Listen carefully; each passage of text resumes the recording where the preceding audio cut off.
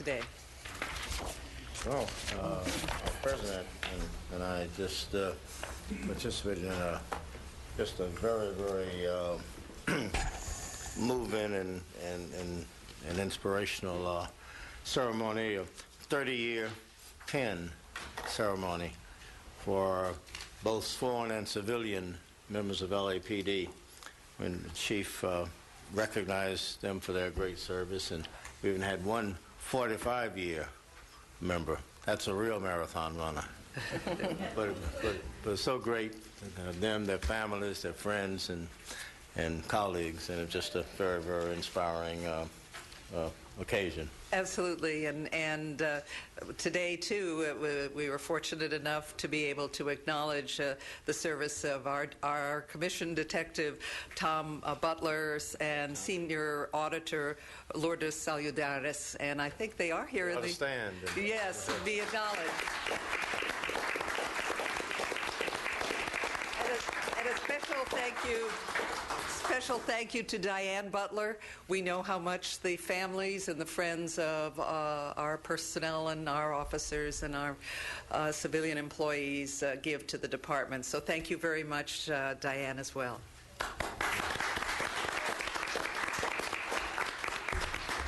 And of course, all of us, well, with the exception of Commissioner Saltzman, who had his commitment to his commencement at USC, but the other four of us had the privilege of participating in the recruit graduation, and which was very significant in that it represented Mayor Viragosa's last graduation, and Chief Beck again paid tribute to Mayor Viragosa for his outstanding support of the Los Angeles Police Department and his overall leadership. And of course, the graduation ceremony is always a very inspiring and moving event that we all enjoy. Absolutely. Yes. Yes, Madam President, I was privileged last Friday to attend, or actually this past Saturday, to attend the graduation of our students who are involved in our magnet high school programs from 4 different high schools.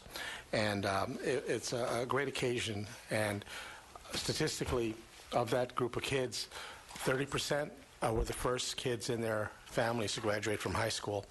And of the kids that were going to college, 40% were the first in their families going to college in their families.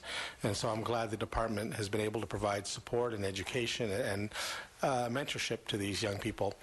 The most important thing, though, was I got to read their biographies and everything, and every one of those kids, I think it was 90-some kids. The chief was there. He'll have a better memory than I do about this, but every one of those kids had a plan for the future, whether they were going to go into the service, or whether they were going to go to community college or four-year universities like USC and Northridge or Cornell and other places. So it was great to see that sort of accomplishment from these people, and I'm glad to see the department getting behind such a worthy program. And then later that day, I had the pleasure of going to the Mission Division Open House, where about 1,000 members of the community walked through there and got a chance to meet, and I was astounded by just how many people were there. So it was, that was also a very great event, and anytime, as I always say, anytime the department and the community can interact in a very positive way, I think is a very good thing. And so hats off to the guys at Mission that did a great job, and the hot dogs were great. Well, and just one other event. On Sunday, I was at the Women Against Gun Violence brunch, which is a fundraiser for the outreach for reducing violence and reducing guns in our community in the hands of people who shouldn't have them. I want to really commend and appreciate Deputy Chief Deborah McCarthy and Captain Melissa Zack. They acted as co-chairs for the brunch. It was the most successful brunch in terms of fundraising that the organization, which is 19 years old, has ever had. There were many people there from law enforcement. And again, there were the cadets, and they were extraordinary. I mean, they just made that group of hundreds and hundreds of men and women at lunch really work. So, again, thanks to that cadet program, which is so extraordinary. All right.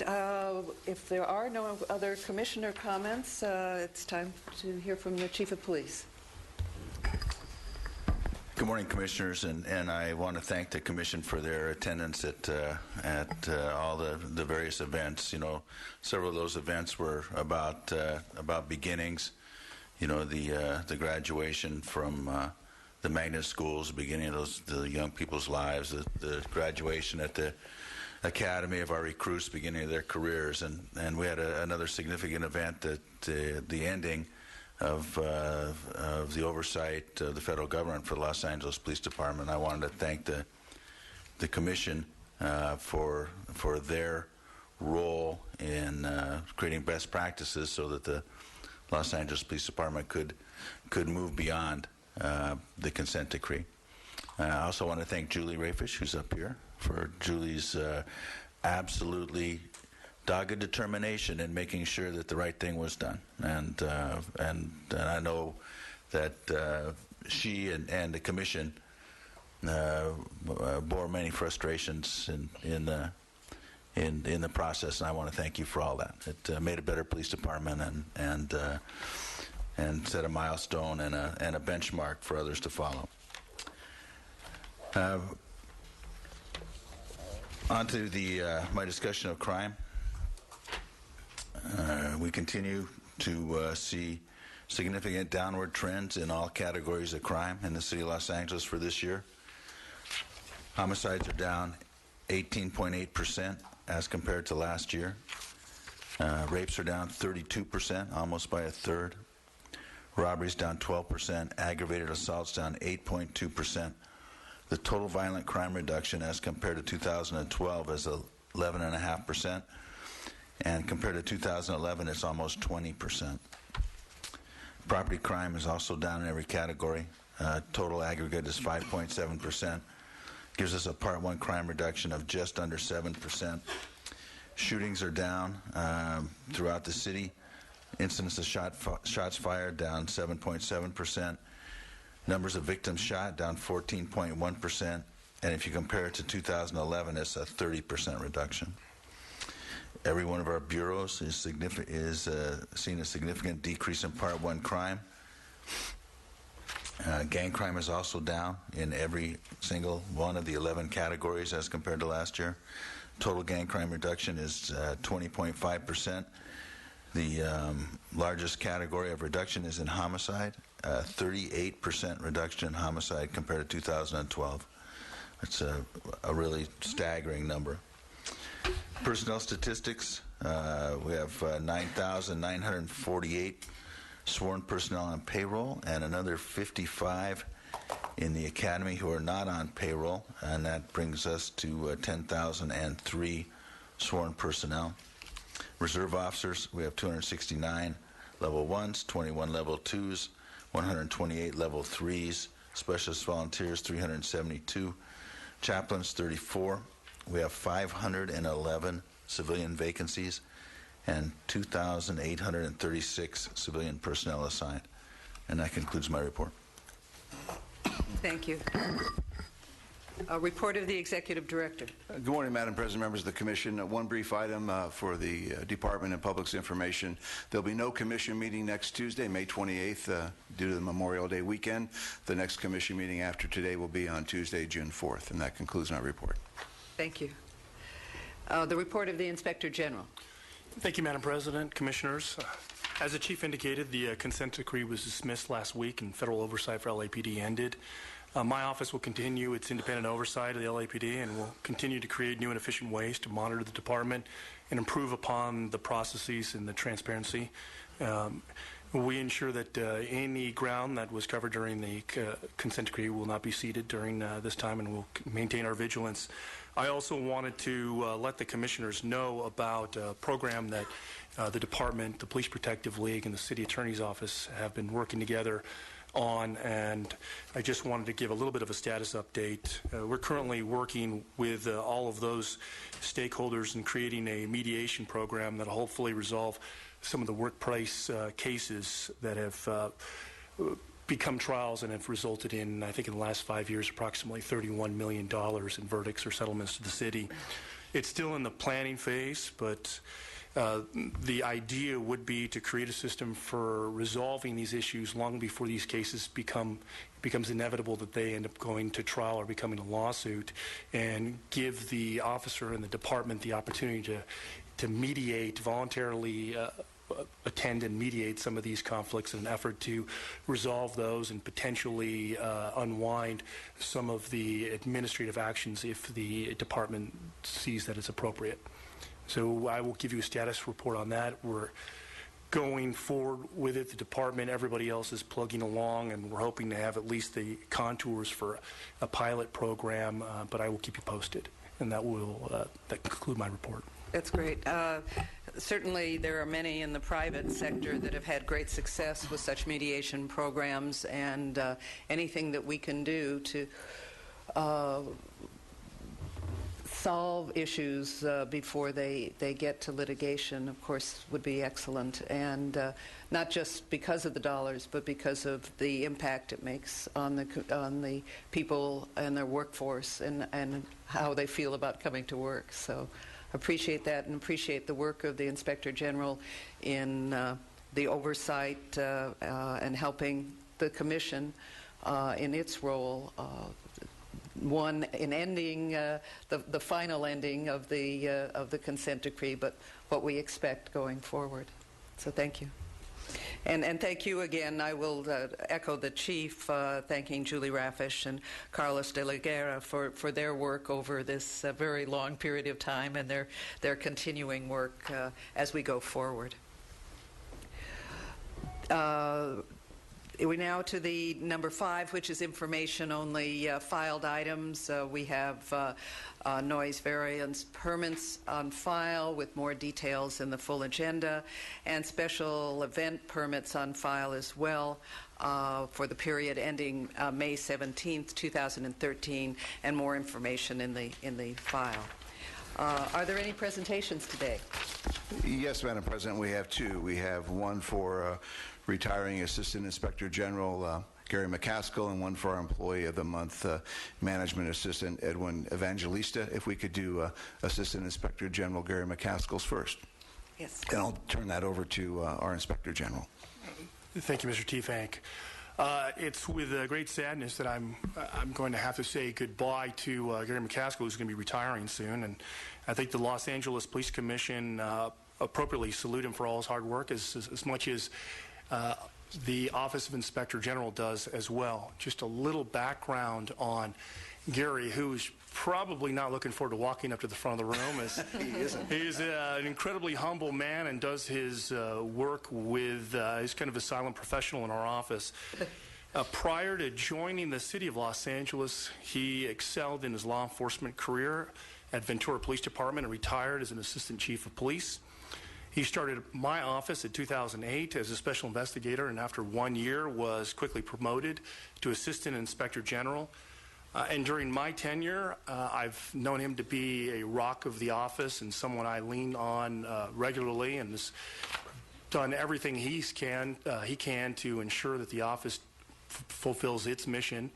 He's been a great friend to me, and I regularly approach him and talk to him in his office and try to get the many years of wisdom he has and see if I can actually steal some of that in my day-to-day job. I've learned a lot from him, and I'm going to miss him as a supervisor, and I'm going to miss him as a friend. So congratulations on your retirement. It's definitely a loss to the Office of Inspector General. Thank you very much.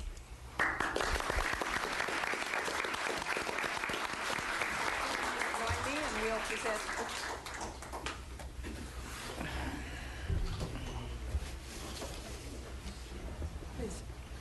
Yes, sure. Chief.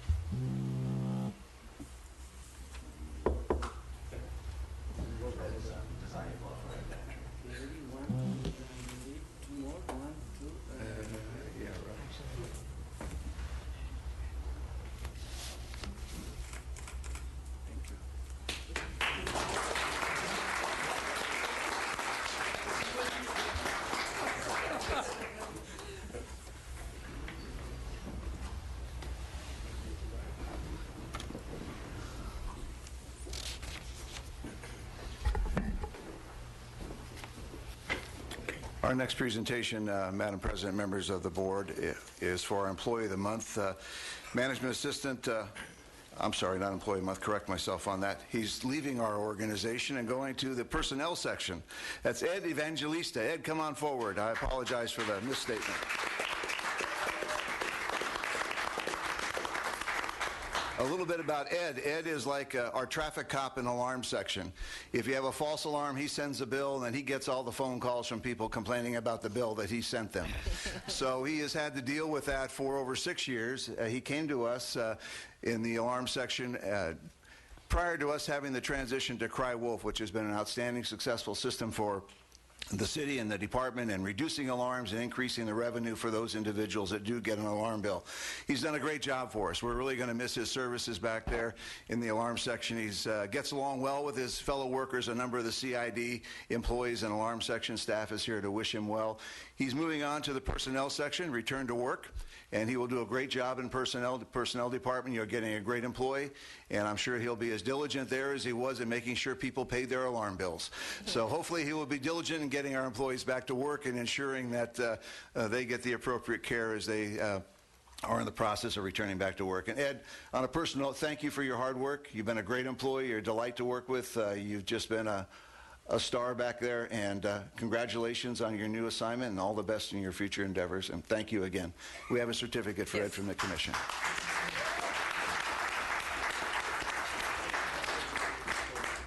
Chief, why don't you go back?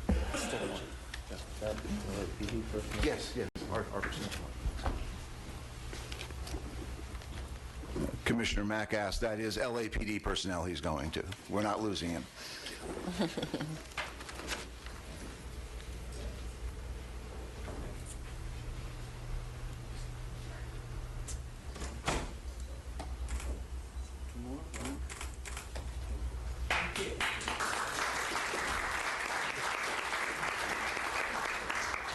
Commissioners, if I could beg your indulgence to take one more picture. I'd like Detective Tom Butler and his wife Diane to come forward with the chief and the commissioners. Little known fact about Tommy Butler is that he was back in CID when then Lieutenant Charlie Beck was the commanding officer of Commission Investigation Division. So it's a special day for Tommy. His wife works for the El Monte Police Department, and if you all could honor him with a picture.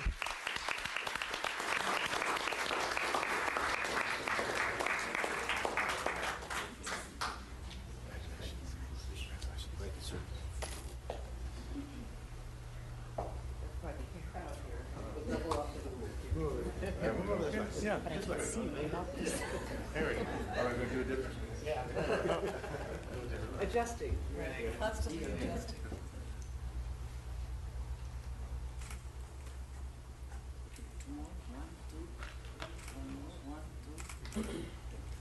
Thank you very much.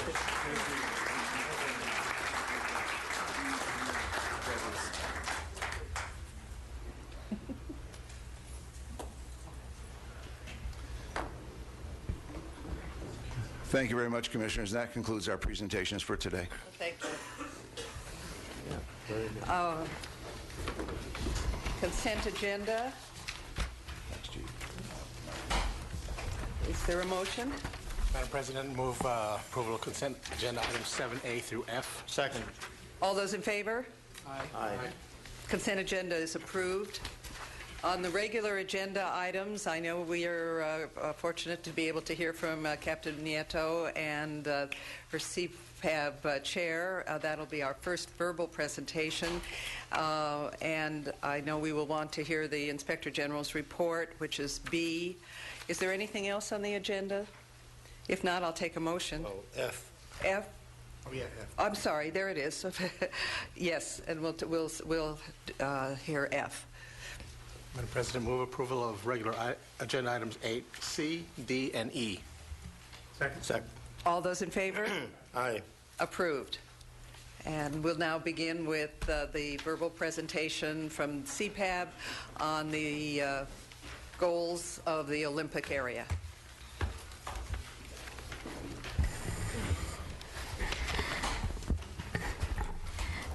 Good morning, everybody. Good morning, Chief Beck, Inspector General, and all of the police commissioners, President Orden, Vice President Mr. Mack, and all the dear friends of Olympic Division. With me to my right, your left, is my co-chair, Bill Reichart, who's been my co-chair now for about a year and a half. He took over when I moved into Olympic into the 3 spot, so Bill and I have been working very closely the last couple of years.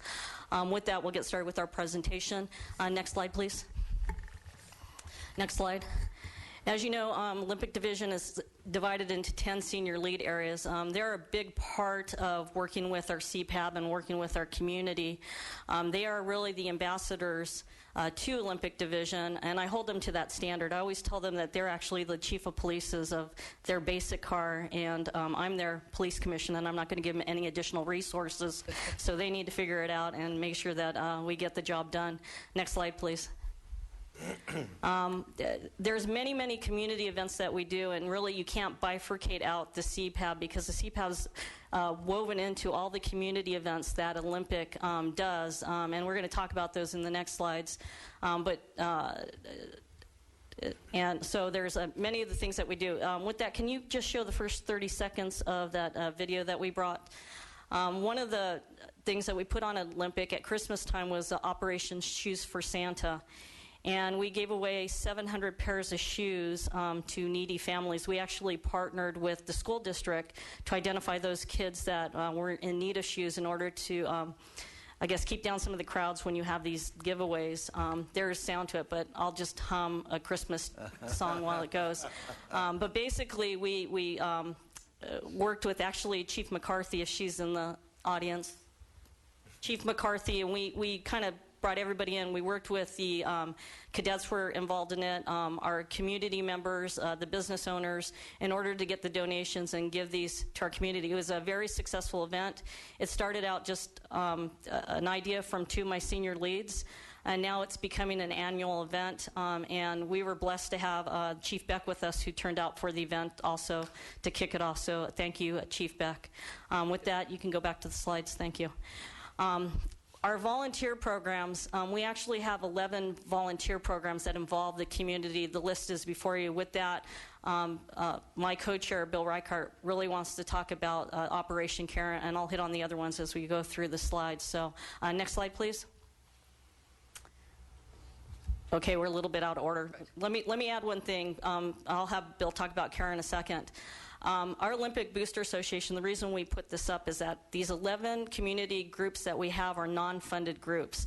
And so we have to go out and get sponsorships, or we have to get donations in order to support all these things. In fact, one of the local businesses, one of the coffee places, gave me a bunch of coffee mugs to give out to our CPAB as door prizes, and I'll talk about that. I just want to assure the Police Commission those items are sequestered until you guys okay the donations. So we're following the rules. But our OBA, it has 12 executive board members and 33 advisory members, and these are our big business owners in Olympic Division that support the programs that we do, and that just gives you a couple ideas of some of the events that we do. Next slide, please. With that, I'm going to turn it over to my co-chair, Bill Reichart. So we started with the senior leads and the CPAB, we started this CARE program, which is community awareness and responsible engagement. And what we do is we target the worst crime neighborhood of that day, and we all have yellow shirts, bright yellow shirts, as you can see, and we go and flyer people, cars, whether it's hide it, lock it, keep it, or if it's a wanted poster, or if it's whatever the case may be for that day. And there's a significant drop in crime. I might say it drops to 0 that night that we go out in that neighborhood. So it's a very, very successful endeavor that we've taken on. And again, just the funding for example, the shirts, because in order to start up a CARE program, you have to buy radios for the community, you have to buy shirts, you have to buy the vest, reflective vest, so it's safe.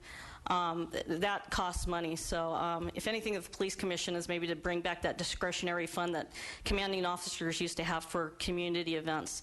And so they help with crime reduction, with community awareness, and all the station things that are going on.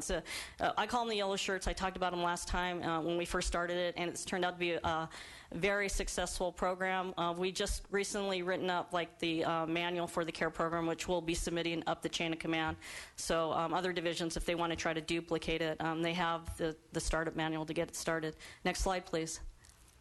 We also have the Community Crime Watch team. The Community Crime Watch team was actually started about 20 years ago, that when Olympic opened up, we inherited it. And the Community Crime Watch team, we have about 20 volunteers, and they go out on Thursday, Friday, and Saturday nights. And again, all these programs are working with our senior lead officers. And they work along our Wilshire corridor in areas that we get hit with the property crimes. And so they're all ham radio operators, and so they're working with the police. And so if they see something, they don't get involved in it because they are citizens. What they do is we radio it in, and officers respond. Last year, they were right there when a shooting and attempt murder happened. They became good witnesses on that. We truly believe that our reduction in crime along the Wilshire Boulevard is because of our Community Crime Watch team. And just to give you an example, they donated over 1,816 hours last year, and that works out to be, they donated almost 2,500 hours last year in community time in just this one program, and that works out to equivalent to 1.4 officers for a whole year. And we're a very small division, so we have to take advantage of where we can take advantage of these numbers with our community to help reduce crime. Next slide, please. We also have the volunteer office workers, which is kind of like CARE. CARE goes out to the field, but our volunteer office workers actually work in our offices. They work with detectives. They work our front desk. We've partnered with the different organizations to bring in languages where we don't have as many officers. In Olympic, it's Korean. We get a lot of Korean speakers that come to the front desk.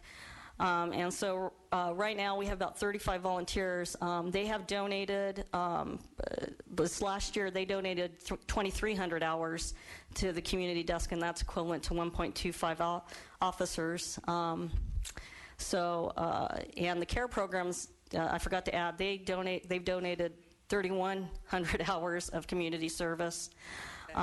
So this is something that's really our force multiplier for Olympic division, because we're one of the, even though we're an inner city division, we're one of the smaller divisions in the city, so we have to do what we can to keep the great numbers that we've kept and keep the community safe, and the community really hasn't gotten involved in that. Next slide, please. Of course, we have the CPAB, and Bill can talk briefly about where we're looking coming in the new year, because we just had the CPAB summit, as you all know. And I might add that we just had a CPAB symposium last month that was I felt very successful, where we're held to accountability now, which is very good. But our CPAB is very vibrant. We have at least 50 people at every meeting. But one of the reasons they come is we give them a full dinner. It's amazing how that works. But, it is.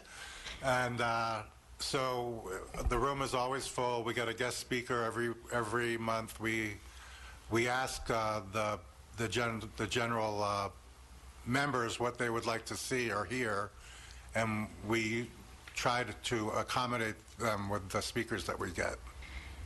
And it works very well. So we've used it as an educational piece, but we're going to be shifting this year that they're going to get projects and then work towards the projects. In talking with Bill, one of the projects they're going to work on is increasing the membership of the actual CPAB members, not just the guests that come for the free dinner. In addition to that, one of the ways that we bring them in is that we give them like a car locker. We give them something to fight crime as a giveaway item if you show up, and we pull the ticket at the end. So if you give something away, they will come. Next slide, please. We also have the Neighborhood Night Out. Again, all these different groups that I'm talking about are all involved in this. Neighborhood Night Out, we partner with UDLA, which is the United Disabled Latino Association, Mr. Ruben Hernandez. We also partner with our bids to do this. And what the neighborhood does, this is just an event where we go into an area that we think the crime is going up. We take over the corner that night. We give speeches. We play music. We hand out flyers. We talk to the community to try to get them involved in our community events. So this is outreach. Again, we go to the community. We don't expect them to go there. We just started this up. I know Bill wants to say something because he leaned towards the mic. We just give them hot chocolate, too. And yeah, we usually have pastries and hot chocolate and stuff. And we give awards out at scene on these corners, so it's been very successful. We also, on those ones, we also partner with PAVA and our local neighborhood watches. Usually we have 40 to 60 people that attend these events, and we have more during the summer than the winter just because of the weather. Next slide.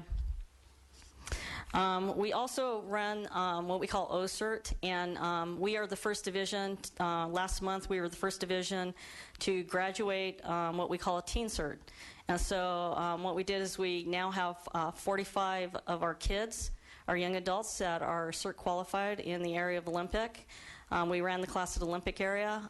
In our CERT, we have over 350 adult members that are member of the CERT program that are CERT qualified. And we partner with PAVA because in order to manage that, it's too much for a division to try to manage it. So PAVA actually manages that piece of it, the membership and getting the people to come. And we try to do 2 exercises a year with it, which is why it's so popular, because if you actually go out, as you see the pictures, this is the last exercise that we did about 6 months ago. We took over a house. The people like to get involved because if you're going to give them the training, you need to use them. And luckily, we haven't had a natural disaster, so you have to create something to keep the interest. One of the things I did ask them next year, because they didn't realize that the house that they picked was 1 block out of Olympic. So I said, next time, can you pick the block into Olympic? And they didn't realize it, so it was kind of funny. But it was a very successful event, and we partner with our fire department. So Chief Mack was out there, Emil Mack, and the Olympic officers, obviously, to support this. Next slide, please. We also have a very healthy social media. I know that in these commissions, you've been hearing a lot about the social media. Every time we have any news alerts, crime things, or anything going on in the Olympic, there are certain things that now it's just regular business that goes in practice, goes to our Facebook, goes out on Twitter, sent out at e-policing, and it's sent out at Nixle. In addition to that, when we have crime things, we also reach out to our social media partners as far as the media. And when we need to send something out, just without counting the media, we actually hit almost 28,000 people when we send out a blast on something involving Facebook, e-policing Nixle, and tweeting it. When we send it out to our crime partners such as KBS, Korea Times, Korean Herald, Largemont Chronicle, Largemont Buzz, we're hitting millions of people actually with our information. We've done such a good job, and this is a problem since Olympics opened, that we get people that come from other cities that are Korean, say, I'm here to report a crime because this is my police station, the Korean police station. So we take reports for all over the city when they need translation because they know that we speak Korean at the front desk normally. And with that, and for Facebook right now, we are almost to 700 likes on Facebook, and we share our pages with a lot of other people. So the numbers are creeping up very slowly. With that, we'll engage any questions from the Police Commission. I don't think we have questions, but it certainly is an extraordinary program, and it was great to see the slides. I like the acronyms, too. All of your programs have these cool acronyms.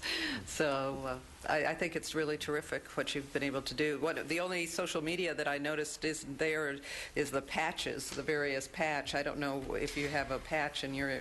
No, we actually have Koreatown311.org. We don't have a patch like they have in the Valley, but we do the YouTube Captain's Corner. We actually use, for the northwest side of the division, the Largemont Buzz, which is equivalent to like a patch, but we don't have a patch in Olympic area. We just want to thank you very much for all of that work. I mean, the numbers of people involved and the hours, it's quite remarkable. And so you definitely deserve our thanks. Thank you very much. Thank you. Thank you. And now it's B, the Inspector General's report regarding the complaint investigations audit. Thank you, Madam President. At the table with me is Assistant Inspector General Gary McCaskill. I recognize him. He ran away rather quickly. He was afraid he was going to have to say something at the last time he was up here. The audit that you have before you is the complaints investigation audit involving gang and narcotics officers. And our primary purpose in auditing that was to determine the quality of the complaint investigations and whether the subsequent adjudications were based on available evidence. So we examined those complaints with at least one allegation of unlawful search or false imprisonment, in cases in which the accused officers were assigned to a gang or narcotics unit. For the time period that we looked at, January through September of 2012, there were 29 such complaints, and we looked and assessed each of those 29. We tested each complaint for 9 objectives, and our results were generally at 97% or above in each of those areas, and we've concluded, based upon our audit, that the complaint investigations under review were of good quality. And subject to any questions that you may have, Commissioners. Any questions? I had a question in regards to the criteria used, particularly criteria number 2. Determine if the investigating officer attempted to interview all individuals. That means you were trying to interview them, but how often were you successful in interviewing all the witnesses? Did it show? Or? Good morning, Commissioners. Morning. Yes, that is an attempt. We actually don't track the number of times that they try but fail to contact a witness, so I really don't have that number for you. I know it's a low number, but I do not have an exact number. Low in which way? They normally contact all the witnesses. And again, what we're testing is that they made an effort to do so. And we simply don't track the number of times that they actually complete an interview or they're unable to. We don't track that information based on the report that's read. Again, what we're tracking is the requirement from an investigative point of view that they're making every effort. That's an effort that we're tracking. Well, okay. To me, the most important thing is actually speaking to these people who are making these complaints and interviewing these witnesses. So I didn't quite understand, and it may be because I just didn't hear. Are we actually interviewing most of the people or not getting to most of the people interviewed? We are interviewing most of the people. Okay. If I can reassure you, Commander Stuart Maisland, Internal Affairs Group, our attempts to interview everybody, of course, that's a very important objective that we have, and when we review every complaint investigation, we're not looking to see if they made one attempt or 2 attempts. We're talking about significant attempts to contact everybody and to make sure that when people are not interviewed, it's because they are really avoiding us and refuse to be interviewed. So we're going out there, we're beating the bushes, we're knocking on doors, we're making phone calls, we're sending letters, we're doing everything we have to do to encourage witnesses, complainants, whoever they may be, to come forward. Thank you. But it does raise the issue that, whether an additional category would be important to have a sense of exactly how successful we have been in those interviews. And that is something we can track and add on the next audit. If there are no other questions, obviously it's a great compliance rate, and that's another thing to be thankful and to congratulate the department for. I move approval of regular agenda item 8B. Second. All those in favor? Aye. Approved. Thank you very much. Thank you again.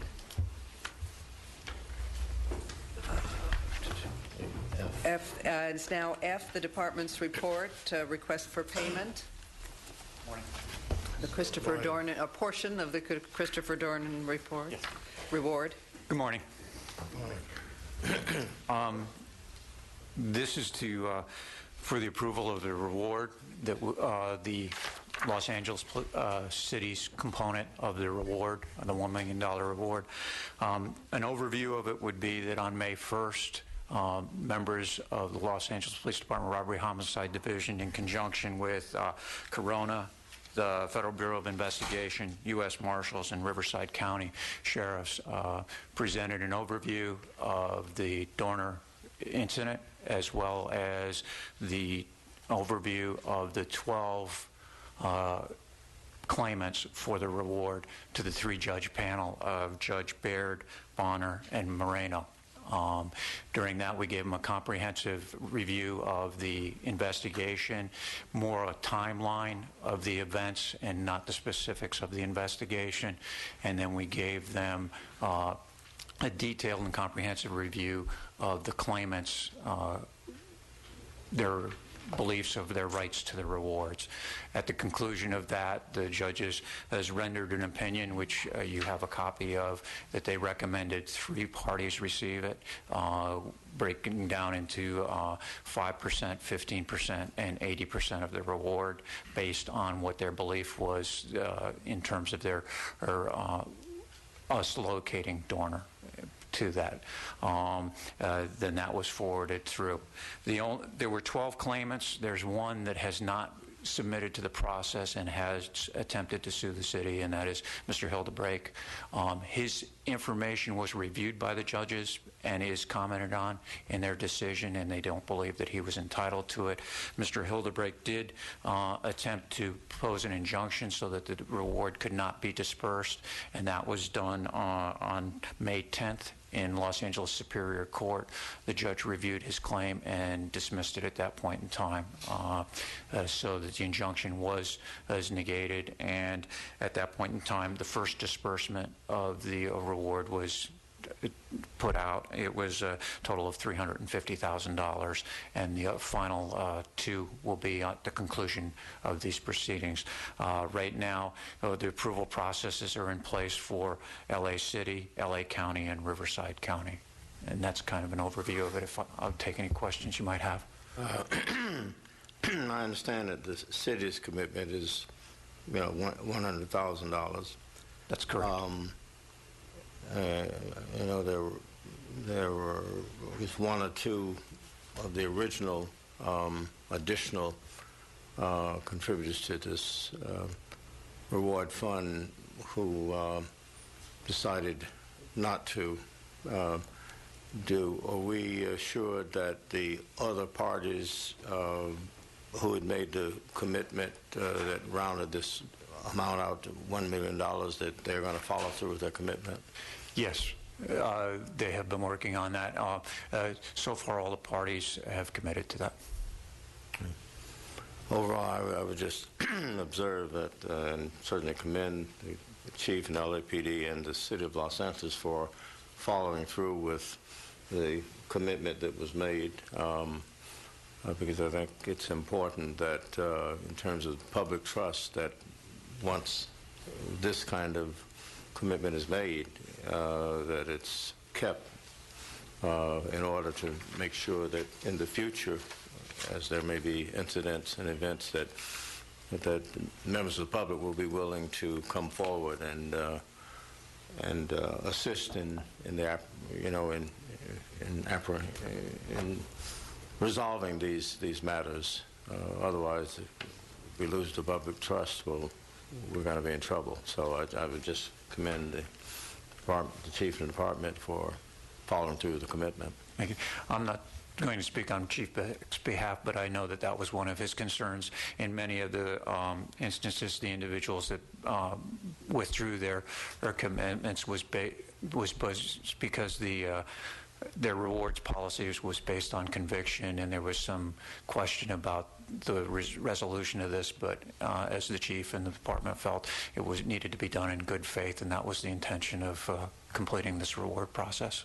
And given the conflict, I think it was also a good solution to have 3 distinguished retired judges actually make those decisions, and certainly it was a thoughtful and opinion of trying to come up with the right answer. So I think that was also a very good absolutely process. agree, yes, to have the three-judge panel who would provide the independence and obviously the expertise to render the decisions that they did. Having participated in the presentation to them, it was obvious they were very engaged in the process and concerned about that the distribution of the funds was equitable. Yes, sir. And if I could just add on, obviously the panel's findings are not binding on the individual, all the individual components of the reward. Hopefully the council will follow that direction with this $100,000. I know that Chief Moore and I had conversations with Riverside District Attorney yesterday at their memorial ceremony, and they're very strongly looking at the recommendation of the three-judge panel. So hopefully that will hold throughout all the different components of the reward. And I think it's they made a reasonable, well factually documented determination that people can act on. All right. Is there a motion? Move approval of regular agenda item 8F. Second. All those in favor? Aye. Approved. Thank you you very much, Captain Hayes. And do we have any public comment? We have none, Madam President. Well, then we will adjourn to closed session. The Board of Police Commissioners will now recess into closed session to discuss item numbers 10A and B in accordance with various government codes.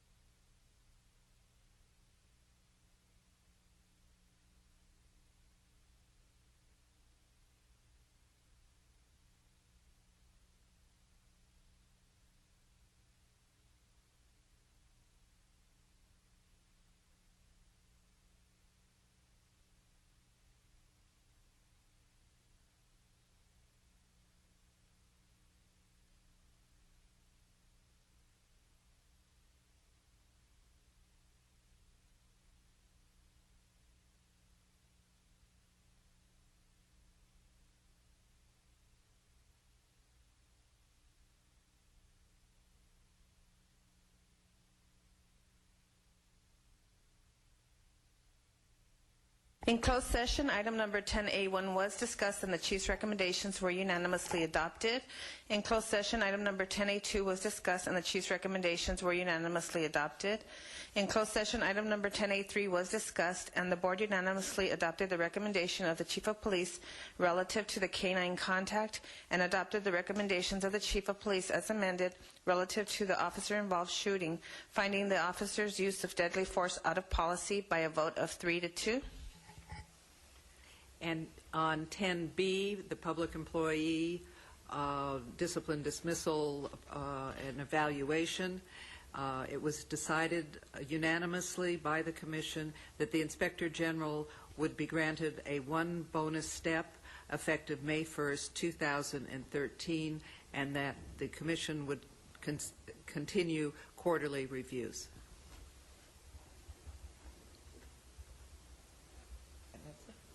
Madam President, is there a motion for adjournment? Second. All those in favor? Aye. Los Angeles, the second largest city in America, the gateway to the Pacific Ocean.